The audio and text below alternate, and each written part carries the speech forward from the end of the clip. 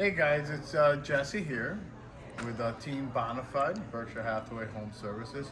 We're here at Home Depot and we're getting ready to start a project, and we just passed by the roofing area, and I thought it would be a great idea just to show you a little something. This is actually extremely important, and this has to do with your roofing. Now this is a roof underlayment. This goes on top of the plywood before you start laying your shingles on.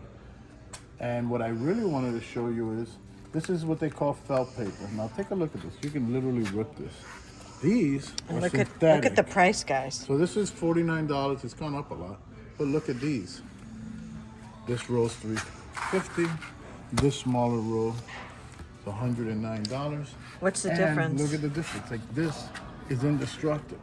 Wow. Like, you can't rip this. This is paper.